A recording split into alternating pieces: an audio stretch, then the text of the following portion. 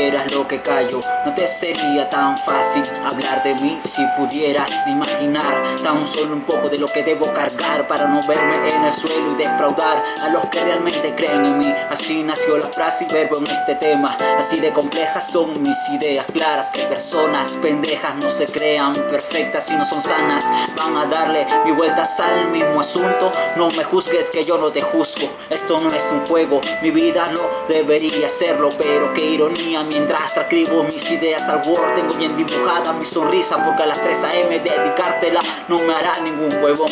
Si el que me ve es una persona sin sueños y no con planes, me jode tanto caer en la trampa, pero más me agradará salir de esta zanja donde quisieran enterrarme, pero jamás me verán, porque ahora para desestresarme pienso en hip hop y nada más.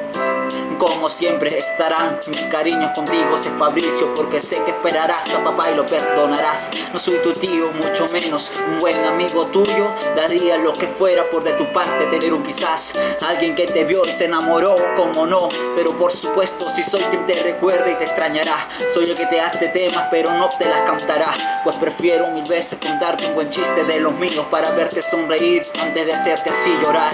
Es que así nació la frase y verbo de este tema. Así de complejas son mis ideas claras, que personas pendejas no se crean perfectas y no son sanas. Van a darle mil vueltas al mismo asunto. No me juzgues que yo no te juzgo. No me juzgues hoy que ya mañana crecerá. Con que te parezca poco hoy, nada detendrá el tiempo ni el cariño que le puedo dar. No me juzgues hoy que mañana crecerá. Con que te parezca poco hoy, nada detendrá el tiempo ni el cariño que le puedo dar. El tiempo ni el cariño que le puedo dar, que le puedo dar.